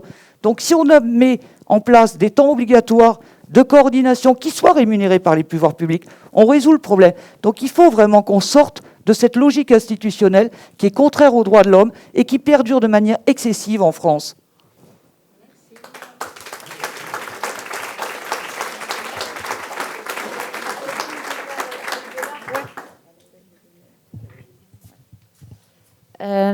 Donc pour la salle là, juste pour la formation des AVS, mais comme pour la formation des aides-soignants de toutes les professions, en même temps c'est des métiers qui suscitent vachement l'envie en ce moment.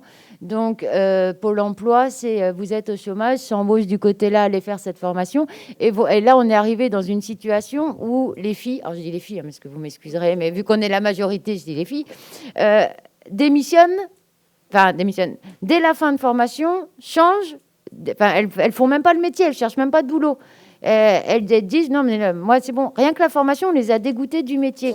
Et c'est un métier que l'on doit choisir, que l'on doit avoir envie de faire, parce que tout le monde ne peut pas travailler avec l'humain. Je suis désolée. Travailler avec l'humain, c'est une spécificité. Et non, tout le monde n'est pas apte à travailler avec des êtres humains. Et donc du coup, on paye des formations qui coûtent super cher. On fait perdre du temps aux référents à former des gens qui ne feront même pas ce métier. C'est du grand n'importe quoi. Donc, effectivement, tous ces métiers, c'est des vrais métiers pour lesquels il faut une formation. Et arrêtons d'envoyer ces gens. Moi, je suis désolée. Moi, j'ai vu, pendant la crise, je suis retournée travailler, les élèves infirmières. Maintenant, c'est Parcoursup. Mais les filles, elles ne voulaient pas faire ça. Moi, j'ai vu des élèves infirmières. Sincèrement, il y en a. C'est horrible pour elle. J'espère qu'elle ne regardera pas et qu'elle n'est pas insoumise, qu'elle ne regarde pas la vidéo. Mais je vous jure, je l'ai visualisé pour me dire si un jour je suis à l'hôpital que c'est elle, je me barre. Et je lui ai dit, mais pourquoi tu es là? Elle me dit, Parcoursup. Voilà. Mais je lui dis, mais t'aimes bien ton métier? T'aimes bien faire infirmière? Non. Une fois, on rentre dans la chambre et puis elle arrive, elle va au pouce seringue, machin. Et le monsieur, il venait de se réveiller, tout ça. Déjà, il fallait. Et puis, je regarde, je fais, tu sais qu'entre la potence et il y a quelqu'un là. Je fais, bonjour monsieur. Ah oui, pardon, bonjour. Et puis, elle faisait ses trucs et tout. Et le monsieur, il fait, vous pensez que ça y est, c'est bon, le Covid, c'est derrière moi? Qu'est-ce que j'en sais? Et là, je regarde le monsieur, je dis, c'est bon, vous avez plus le tube dans la bouche, tout ça, c'est que ça va mieux. Ou enfin, c'est une aide-soignante, puis elle est renfort en plus. Puis je regarde, je dis, bon, vous allez mourir en fait. Le monsieur, il est inquiet, il vient de se réveiller. Pourquoi tu lui dis ça? Elle fait, il attendra le médecin. Et je vous jure, elle est partie, mais j'aurais pas été là. Elle lui adressait pas la parole, elle arrivait, elle mettait ses... Et Parcoursup. Oui, mais le concours, il y avait une importance quand même dans le concours pour faire ça. Concernant nos rapports, tout ça, moi, je sais que le rapport EHPAD, et ce que je redis toujours, mais réécouter, alors pas mon premier discours, mais le premier grand discours à la tribune, dès qu'on parle des soignants, c'est pas pour les soignants, même si, du coup, ça nous apportera des choses. Il n'y a rien à inventer. Ça s'appelle les 14 besoins de Virginia Anderson. Et c'est pour ça que les soignants se battent. Parce que ces 14 besoins, c'est pour nos patients, c'est pour nos résidents. Et c'est ça, il n'y a rien à inventer là-dessus, parce que ces 14 besoins, c'est ce qu'on est censé maintenir. C'est ce qu'on est censé, c'est la demande à laquelle il faut répondre. Ces 14 besoins, si on arrivait à les maintenir, mais la réponse, elle est vite apportée. Et il y a tout dedans. Et j'avais repris ces 14 besoins fondamentaux un par un pour montrer dans quel état étaient tous nos établissements de santé. J'étais pas partie sur les EHPAD, mais l'autre, elle avait entendu que les EHPAD, du coup. Et il n'y a rien à inventer, il n'y a rien à chercher. Si on avait le temps de faire... de maintenir tous ces besoins fondamentaux, tout irait bien. Et pour toutes les dépendances, je l'accorde. Et effectivement, la loi Elan, on en a parlé hier dans le livret, aucun permis de construire devrait être donné si c'était pas des maisons ou des logements accessibles, mais même les maisons personnelles. Parce que voilà, il y a un moment donné, un accident de la vie, ça peut arriver à tout le monde. Mais tout ça, ça devrait être mis en place. Et effectivement, ce n'est pas fait. Mais voilà, les 14 besoins fondamentaux, il n'y a rien à inventer. Virginie Anderson l'a fait pour nous. Et voilà. Et donc, quand on écrit, en tout cas, moi, personnellement, quand je fais un rapport, quand je défends, et commandant de défendre les personnels soignants, un peu pour nous quand même, mais enfin c'est essentiellement, et là je pense que je peux parler au nom de tous les soignants, quand vous nous voyez dans la rue, quand vous nous voyez crier, on réclame plus souvent des moyens pour nos résidents ou nos patients que pour nous.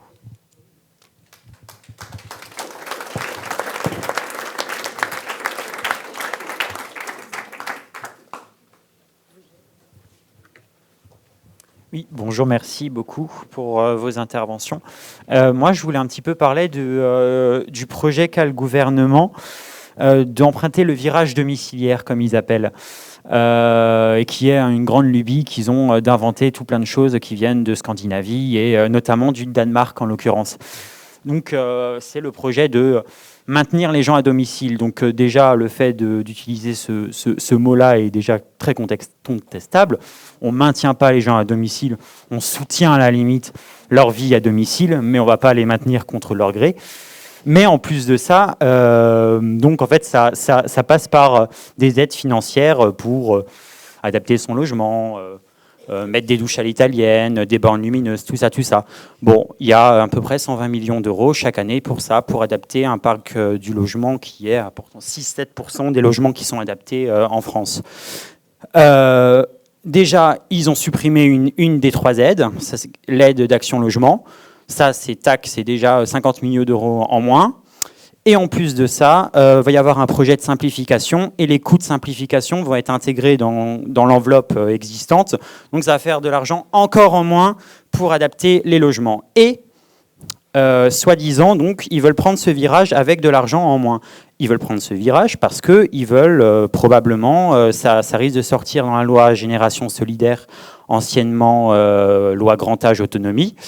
Ils veulent arrêter la construction d'EHPAD dans les zones tendues, dans les zones non tendues, pardon. Donc, quid de ce discours totalement contradictoire et de leur hypocrisie totale à vouloir encore faire des économies dans le dos des personnes âgées, alors même que notre société est vieillissante et qu'on a besoin d'un investissement des pouvoirs publics de plus en plus important.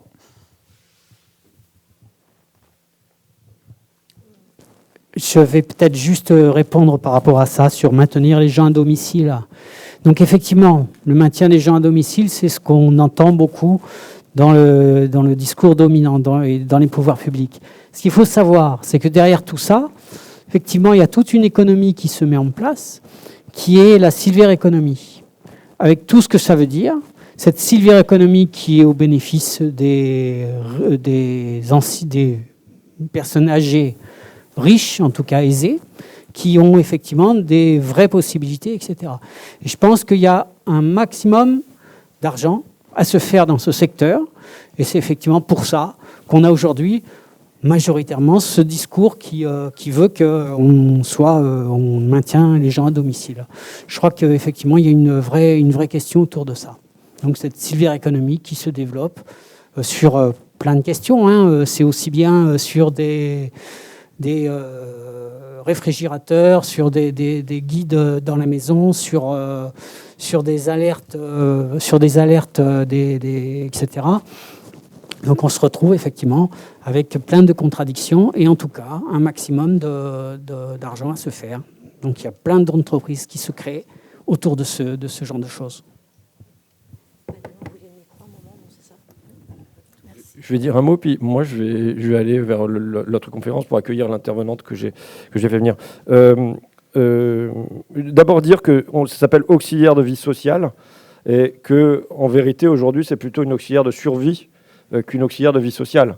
Parce que auxiliaire de vie sociale, ça supposerait du temps pour aussi aller à l'extérieur, pour amener la personne âgée au cimetière sur la tombe de son époux. Je prends des trucs très... Il n'y a pas que ça. Aller à un tournoi de manille, avoir du temps pour encore aller au cinéma, ça supposerait un élargissement en dehors du soigner, nourrir, vêtir, ouvrir et fermer les volets, quoi. Bon, mais plus largement, ce que j'ai entendu dans la salve de questions précédentes, sur la question du contre-pouvoir dans les EHPAD, sur la question de la souplesse du service public. Je vais élargir là, mais c'est une interrogation que j'ai. Alors vous diffuserez pas peut-être, oui peut-être qu'il vaut mieux pas diffuser. C'est pas diffusé en direct, si?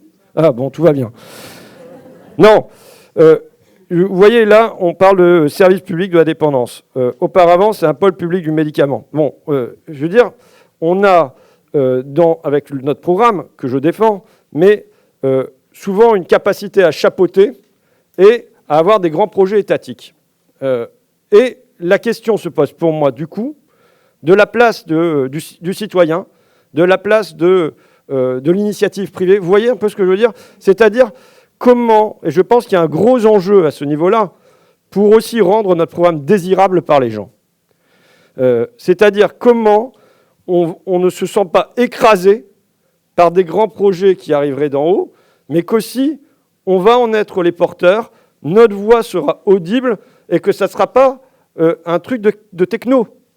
Et je pense qu'il y a un enjeu important à l'intérieur de ça. Je reprends mon exemple de la sécurité sociale de tout à l'heure. Je vous en ai raconté les fondements. Qu'est-ce qui se passe en 1945 ? Ambroise Croizat décide donc, met en place ce vaste programme de sécurité sociale, mais en s'appuyant fortement sur les gens. Comment ? Ce sont les militants de la CGT, du Parti communiste, qui vont aller construire les premières caisses primaires d'assurance maladie. Ce sont les militants, puisque ce n'était pas une habitude chez les salariés, qui vont aller récupérer les feuilles de soins pour les amener au CPAM.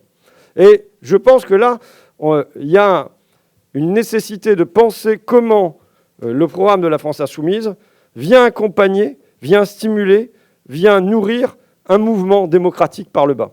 De toute façon, Jean-Luc, tout seul à l'Élysée, si jamais il n'y a pas en même temps dans le pays une forme d'ébullition, d'émulation générale, si son élection ne constitue pas un déclencheur, il y aura des choses qui tomberont, mais ça ne sera pas la transformation souhaitée. Parce que la transformation souhaitée, ce n'est pas un homme seul à l'Élysée qui peut l'apporter. Il faut que ça soit un peuple qui la désire et qui la porte.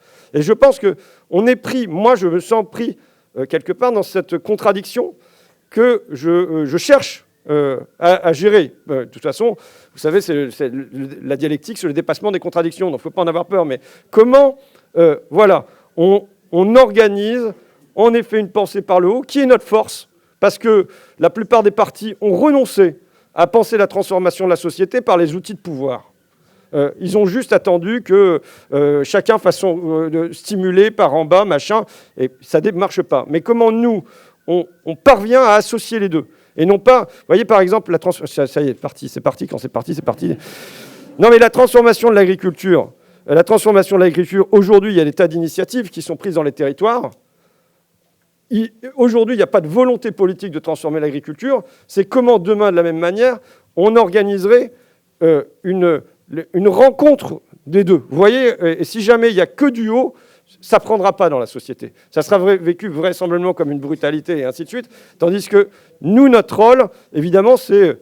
De stimuler aussi par en bas. Et je pense que du coup, la question de la souplesse ou de comment on fait pour qu'on n'ait pas un outil technocratique qui soit posé d'en haut, mais que ça réponde aux besoins, qu'il puisse y avoir que le fait que les gens, quand ils sont malades, quand ils sont en situation de handicap, quand ils sont âgés, ils ne deviennent pas objets, mais ils demeurent sujets.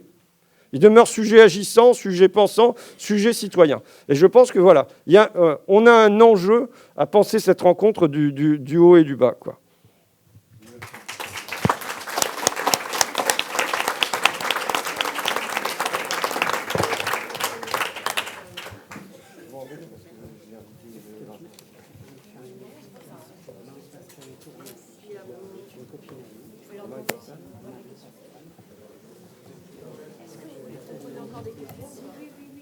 Oui, on prend encore des questions, ouais. Vous pouvez rester si vous voulez. Alors, je voudrais poser le problème de l'accompagnement de la famille en EHPAD. En prenant l'exemple de ma mère qui a 96 ans, qui a eu le Covid au début du confinement, qui a été gardée en hôpital par sécurité, qui ensuite n'a plus pu rentrer chez elle parce qu'elle n'avait pas pu voir son kiné tous les jours qui lui permettait de continuer à marcher, qui n'avait pas les moyens de se payer l'EHPAD, et donc les enfants, nous payons l'EHPAD. Cependant, avec les mesures actuelles, ça fait plusieurs mois que je n'ai pas pu voir ma mère parce que je ne suis pas vaccinée et que ça n'est pas possible, je ne peux pas rentrer. Ensuite, pour tout un tas de raisons, elle n'est pas bien soignée, gardée avec sa couche le matin, changée et changée ensuite dans la nuit parce qu'on n'a pas eu le temps entre-temps. J'ai écrit une fois et je n'ai pas eu de réponse. J'ai téléphoné, on m'a raccroché au nez en me disant qu'on était en réunion, qu'on ne pouvait pas me répondre et on ne m'a pas rappelé. Et donc, comment agir lorsque on doit payer, on est désapproprié de son parent et on ne peut rien faire. Alors je pense que dans les mesures à venir, il faudrait prendre en compte aussi non seulement l'accompagnement de la personne qui est en EHPAD, mais également l'accompagnement de la famille autour, qui est un lien important pour la personne qui est dans un EHPAD. Oui. Alors, je suis désolée, je ne vois pas la personne qui a posé la question. Quand vous êtes au fond, n'hésitez pas à vous mettre debout. Ah bah d'accord, ok. Autant au premier confinement, j'ai pas défendu, mais je pouvais entendre, parce que c'était un bazar sans nom, bien qu'ils nous disaient qu'il ne fallait pas mettre de masque. Je parle des soignants, parce que ça ne servait à rien. Ils n'ont en aucun cas le droit de refuser les visites dans les établissements de santé. C'est interdit. Au pire des cas, pire des cas, ils vous demandent un PCR négatif et vous y allez. Dans un monde idéal, Véran n'aurait pas demandé à ce que mon amendement soit revoté et le pass sanitaire n'était pas dans les hôpitaux et établissements de santé, mais il a fait revoter et du coup on s'est fait avoir. Et le pass sanitaire est obligatoire. Mais avec un pass sanitaire, ils sont obligés de vous accepter. Si tel est le cas, et je le dis parce que sur le site La France Insoumise, vous avez nos coordonnées en tant que député, vous avez nos adresses mail. Vous pouvez nous contacter par mail pour les directeurs et directrices, et ils sont rares ceux qui le font. Non mais je vous crois, hein, mais il y a encore des établissements qui font n'importe quoi, et je sais que j'ai beaucoup de soucis avec Olivier Véran, mais je sais que là-dessus, et Brigitte Bourguignon aussi, font la chasse à ceux qui interdisent les visites. Pour ceux et celles qui le feraient, et s'il y en a qui nous regardent et qui s'amusent à le faire, prévenez-moi. Je me ferai un plaisir moi-même de les appeler et de les prévenir que du coup, ils sont devenus un lieu de privation de liberté et que je vais venir avec mon écharpe bleu, blanc, rouge, que les privations de liberté sont obligés de me recevoir et que je vais leur faire une visite surprise et que ça risque de très mal se passer.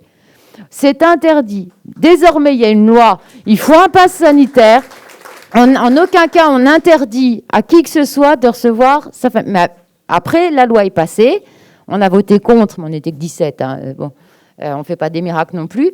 Avec un pass sanitaire, donc avec un test PCR, vous avez un pass sanitaire, vous allez voir votre maman. Si vous l'interdisent, on les appelle et ça va très mal se passer pour eux. Autant je m'appelle Caroline Fiat, je peux vous dire ça va très très mal se passer pour la personne qui vous interdirait, si vous avez un pass sanitaire, de voir votre maman.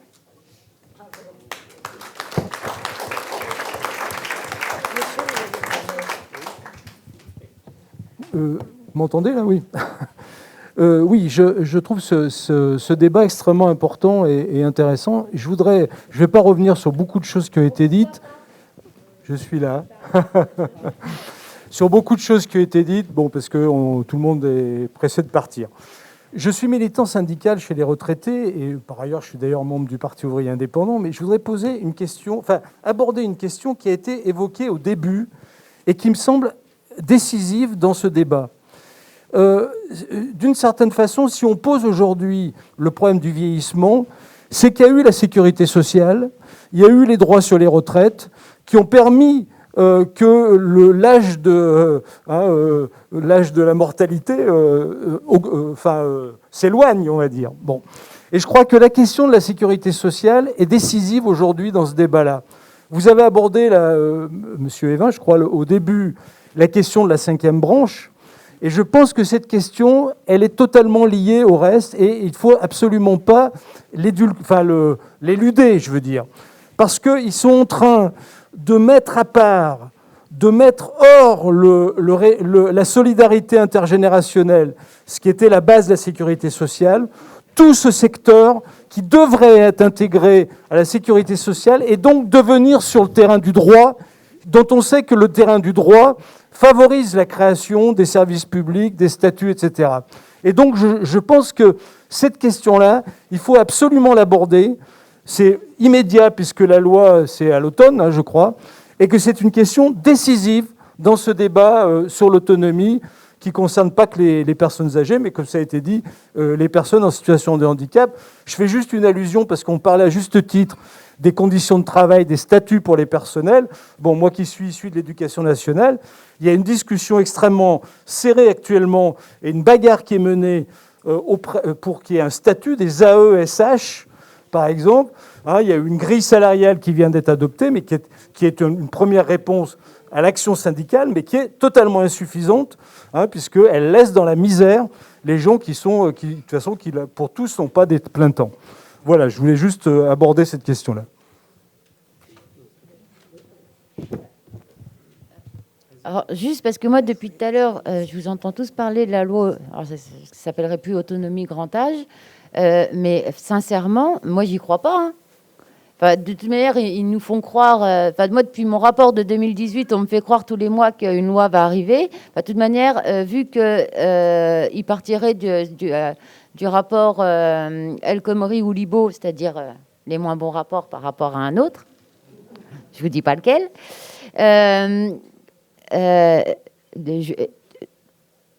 sur le calendrier, ça passe pas.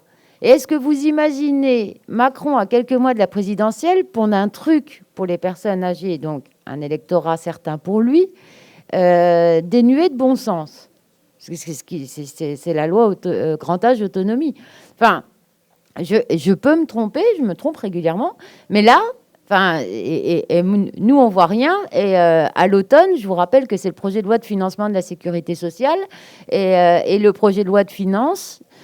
Plus, là, on va reprendre un peu plus tôt parce que il va falloir certainement confiner, faire des passes sanitaires, je sais pas quoi, des trucs bien horribles où encore on va encore hurler, ils vont encore dire qu'on ne sait pas parler, s'engueuler sur les Outre-mer. Enfin, il y a encore d'autres projets de loi qui doivent passer. Bon, la bonne nouvelle, c'est que les retraites, ils le mettront qu'une fois la pandémie terminée, nous voilà tranquilles. Mais il y a la loi sur le chômage qu'ils veulent mettre. Enfin, il y a tellement de... franchement, et c'est une bonne nouvelle pour le coup, parce que je vous dis, ils partiraient plus sur le rapport El Khomri en plus que sur d'autres. Et juste pour information, parce que souvent on me dit que, il y a des gens qui m'interpellent parce qu'ils sentent que je suis pas très énervée en me disant, on a lu le rapport Libaud, on voit pas trop de différence avec le vôtre. Alors, évitez de me dire ça, parce que généralement, mon cœur s'emballe, je m'énerve, et puis je peux vite hurler, parce qu'on me dit, c'est à peu près les mêmes chiffres que vous. Alors, quand le rapport Libaud annonce que, moi, dans le rapport Fiat-Ibora, en nombre de soignants, on demandait 0,6 soignants par résident, en minimal. il fallait que ça. Et j'étais avec une marcheuse quand même pour faire mon rapport. Hein. Je voulais bien faire, et puis pas des moindres. Ça, j'ai rien dit. Mais donc, en minimal, 0,6 soignants par résident. Et là, les gens me disent, mais l'IBO, c'est ce qu'ils demandent aussi. Ah non, l'IBO, il passe à 0,6 personnel par résident, c'est-à-dire avec la direction, les cuisiniers. Super l'augmentation. Actuellement, en France, on est à 0,57 personnel par résident. Alors, évitez, voilà. Donc, si vous entendez des gens dire, on ne comprend pas pourquoi Mme Fiat a dit que le rapport Libaud, c'est parce que c'est à peu près la même chose, non. En France, actuellement, nous sommes à 0,20 soignants par résident. Donc, le rapport Fiat-Ibora, c'est juste x3. Voilà, c'est ça. Et le rapport Libaud, c'est juste plus 0,04%. Et je ne vous parlerai pas du rapport El Khomri. Et par rapport aux AESH, alors il est parti, tant pis pour lui, mais il verra sur la vidéo, il y a eu des propositions de loi, mais alors on le fait tous, mais François s'est vraiment battu par rapport à la reconnaissance des AESH, même si moi je l'ai fait un petit peu, mais vraiment beaucoup moins que François par rapport à la reconnaissance. Et franchement, ce qu'ils ont gagné, c'est un peu comme le Ségur. C'est pas ça qui va donner vocation à ce très beau métier d'ailleurs.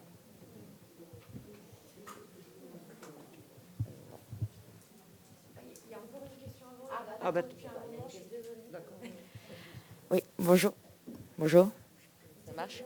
Ça marche, ok. J'avais une question peut-être un peu plus terre à terre. Bon, déjà, peut-être juste pour répondre sur la question du virage domiciliaire. Pour moi, ça reste quand même beaucoup... derrière des idées de faire comme les pays du Nord, ce virage domiciliaire, pour moi, c'est quand même un outil de plus pour le gouvernement pour faire des économies sur la population et notamment sur les personnes âgées. Et donc, voilà, juste peut-être pour moi, ce que ça me fait un peu... le virage domiciliaire. Moi, ma question peut-être était un peu plus terre à terre, comme je dis. Je pense que le vieillissement de la population, c'est un enjeu de société. Comment aujourd'hui la population âgée vit dignement. Je pense que c'est un enjeu de société, un enjeu démographique. Donc on a un enjeu, après 2030, on va avoir une augmentation encore plus avec le baby boom de cette population de personnes âgées en perte d'autonomie. Et donc, aujourd'hui, on a un système qui est vraiment très, très imparfait à tous les niveaux, que ce soit dans les institutions, que ce soit à domicile, un système qui repose beaucoup, notamment sur le financement par les personnes elles-mêmes.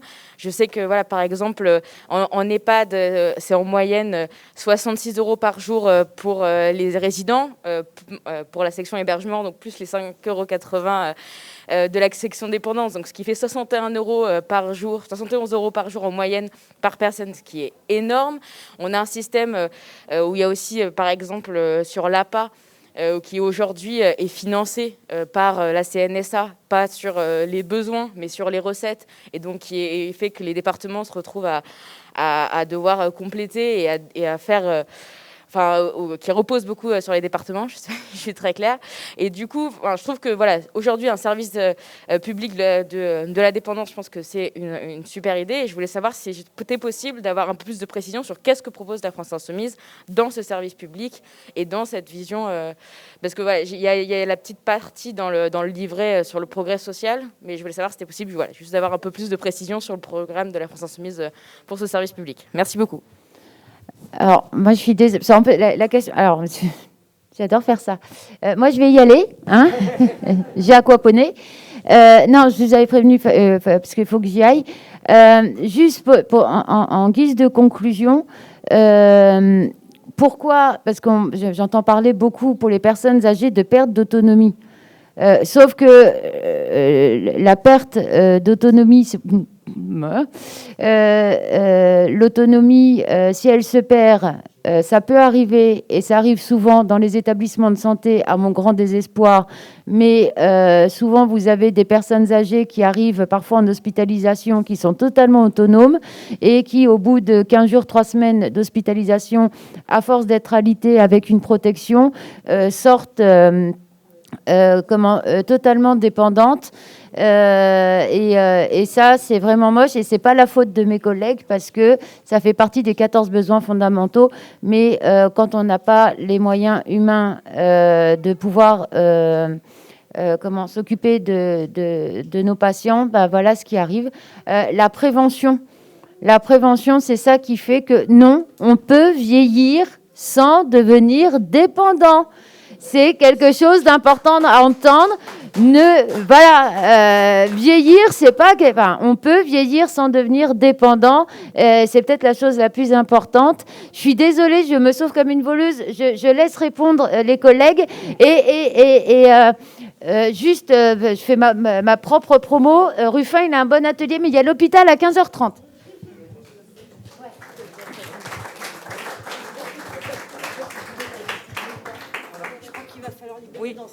Oui, juste une précision, parce qu'a été abordée la question du virage domiciliaire, et j'ai effectivement, moi, plaidé pour que chacun puisse rester dans le lieu de vie qu'il a choisi.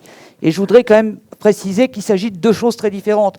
Le virage domiciliaire, effectivement, du gouvernement, c'est pas un virage domiciliaire, c'est un moyen de faire du low cost, de casser les conventions collectives et effectivement d'isoler les gens. C'est pas du tout ce que je défends. Ce que je défends, c'est l'accompagnement de qualité, de proximité, mais ça passe aussi par une tarification. Quand vous voyez que la PCH, la prestation de compensation du handicap, a augmenté de 13 centimes, de 20 centimes en 13 ans, comment vous voulez qu'on puisse derrière payer des auxiliaires de vie, la qualification, la pénibilité et tout le reste? Donc il ne faut pas confondre. Ce n'est pas parce qu'on parle de virage domiciliaire que c'est un vrai virage domiciliaire. C'est de l'escroquerie. Merci. Bien. Je pense qu'il y a une question de fond qui a été posée, là, le service public de la dépendance. Donc, d'abord, c'est une question très large. On a vu que la dépendance couvrait aussi bien le domicile que l'institutionnel. C'est la première chose. Et deuxièmement, donc, service public de la dépendance.